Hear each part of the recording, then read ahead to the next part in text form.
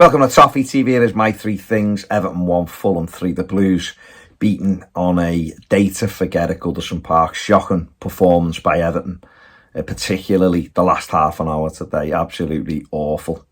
If I was doing player ratings, I don't think any of them had got above a 1 or a 2 today. Absolutely diabolical that last half an hour. I'm sure there'll be some fans who think I'm being harsh there. Everyone sees it differently. My standards are much higher. I expect much more than what I've seen today at Goodison Park. It's been a terrible season. It's been a terrible 2 seasons. But what I've seen today at Goodison Park is shocking. The first thing I want to talk about is the recruitment. It comes back to this. You know, Everton are by far and away have got the worst front players in the league. Without Dominic Calvert-Lewin, and he's never fit. And again, he's not even in the squad today. So, you know, I'll have to include him in this because he's just not available and he's cost us as much as anybody else this season by not being there. But when you look at every other team in the league, they've got something in the final third. Everton have got nothing. Generally nothing. Dwight McNeil scored a goal today and he's done all right of late. But there's just nothing in this team. You're just seeing it today. You know, Everton have got strengths in other areas and players in other areas probably better than some teams in this league. But in the final third, there is nothing. And I just don't know how anyone sit down in that recruitment team over the last couple of years and thought that this was the best collection of players to amass. I don't know how anyone in the football club could have watched Richarlison walk out the door and thought that they didn't need to go and buy 2 or 3 players with the pedigree of putting the ball in the back of the net. And we didn't. And it's where we are today. We've seen Bournemouth, who are poor for me. But what they did in January, they went and got Uatara, who Everton were interested in, but moved too late. He's got the winner today. He's been handful. Set the winner up against Liverpool the other week. You know, they got people like Solanke, who's been a handful and is mobile. You know, they've got players there who are attacking. I don't even think they're great. I'm just using them as an example. But other teams have got attacking prowess. Leicester, who are getting destroyed at City at the moment and are on a terrible run, I still feel like they've got lots of goals in their front players. Whereas us, it's almost like a surprise when Everton score.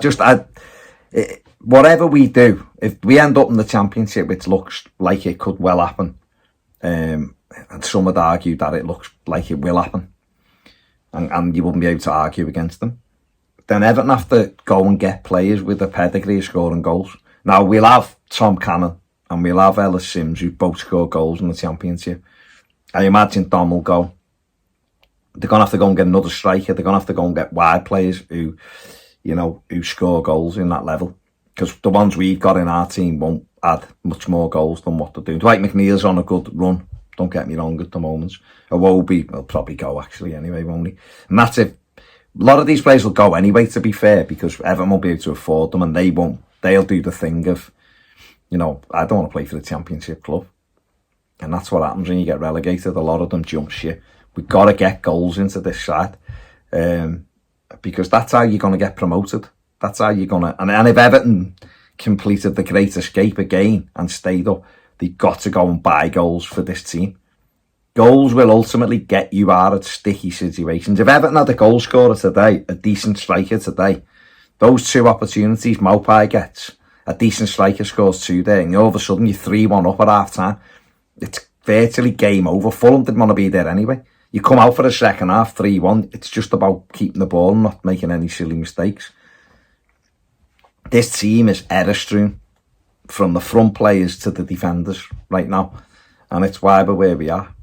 So the recruitment has been shocking. The problem is all of our faith is going to have to go into these people who have made these decisions that what we had was good enough, which is outrageously poor. It is. It's when the more you look at it, the more you just shake your head and think, what were they thinking? Diabolical. That leads me on to point 2. And point 2, quite simply, is what is the manager doing with Ellis Sims? Now, Ellis Sims isn't fully the answer, but he's more the answer than Neil Maupay. Maupai's not even got on of late. So what is the... He threw him on at Old Trafford, with 10 minutes left or something last week, whatever it was. He didn't get on at Chelsea, didn't come on at home to, was it Brentford or Spurs, whatever. What's the point? So why is he getting a start today in a game that we had to win? And Ellis Sims, oh yeah, I'll start you at Anfield in a game when Everton won't have the ball. I'll start you at Old Trafford in a game where they'll probably have all of the ball. I just don't get the thinking from the manager. I think he made an absolutely terrible, terrible decision today, Sean Dyche. A terrible decision with that. It took all the emphasis away, all the attacking impetus away from us with that one decision. Sims, and listen, again, I don't have a clue what's happening with Dominic Calvert-Lewin. I don't have a clue whether he's broken down again, I don't know, whether they've just gone, oh no, he's not quite ready yet, which is nonsense. Until he's back, then Sims should be playing every game. Simple as. Even if it's just, you're giving him, you're looking at him with a decision for next season, whether to keep him or not. Just poor today. Finally, the players have the third point is that on the players. We've got 7 games left, right? We've got difficult games. Today was probably the easiest game we had, and we've lost it. You know, when you look back, we've had a lot of opportunity to not be in this predicament now. We've had Wolves at home, who were bottom and awful, and we got beat at injury time. We've had Southampton come to Goodison, who were bottom and awful, and they won. We've had Villa come to Goodison, who weren't in great form, and on that day we missed great opportunities in the first half and we lost the game. We went to Forest, we were 2-1 up with 12 minutes left and we blew it. And now Fulham have come with the slippers on and have not really been interested today, and we've lost the game. And all of those opportunities, we'd have won 3 of those games out of 5. We'd have been safe now, basically. We go to Palace next week, which they just won 2-0 at Southampton. Hodgson's coming, he won 3 games on the run. They're powerful, they're strong again. Looks like a really big ask. Newcastle, all right, they've been bounced today by Villa, but in generally don't lose many games. That's going to be a tough game. Okay, Leicester's a big game.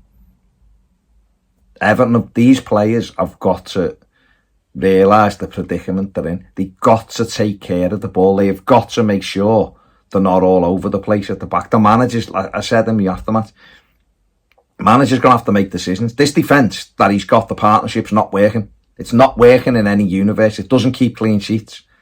So he's going to have to change it again. You keep changing something until you get it right. It's not working.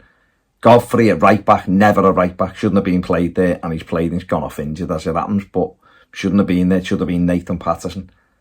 If you want to keep Godfrey in the team, he stays at left back. Mikalenko doesn't offer enough going forward that he's the guaranteed left back. And that's where we are. Okay, the midfield, he's had his hands tied. I don't know what's wrong with Onana. Obviously, Decore suspended. He's had to play. He's had to use it differently. But what he did today was he went away from... He kind of did the Old Trafford last week and it never worked. And he's done it today. Went 4-4-2 for the first 25 minutes till we went a goal down. It was pathetic. It was nonsense. It never worked. It was never going to work because what's Maupay going to do? He's not going to win headers. He's not holding it up and laying it off to Damari Gray and off we go. It was nonsense. But the players have to realise that the fight they're in for these fans. There's 7 games to go. And Everton need 4 wins. Don't they? They need 4 wins. Everyone else is winning. So, you know, Bournemouth have tucked themselves away from it. Palace have tucked themselves away from it. Wolves have tucked themselves away from it, and we're right in the middle of it. You wouldn't back against Forest getting something against United tomorrow. You wouldn't back against Leeds getting something against Liverpool on Monday. And we're there looking like we're going backwards. So it's on the players. The manager's got to make the right choices, and he didn't today. He got it wrong. He got it so wrong today. But the players are the ones who play the game, and it's on them. And for the second season in a run, they've put us in the position we're in. And like I said before, if we get relegated, and it's a real possibility, half of these will go, I'm not playing in the Championship, I want out. And we'll end up getting rid of them for cut price deals. So again, us taking the hit on the money. And I know it's our fault, but that's what'll happen. And they'll get their moves, maybe.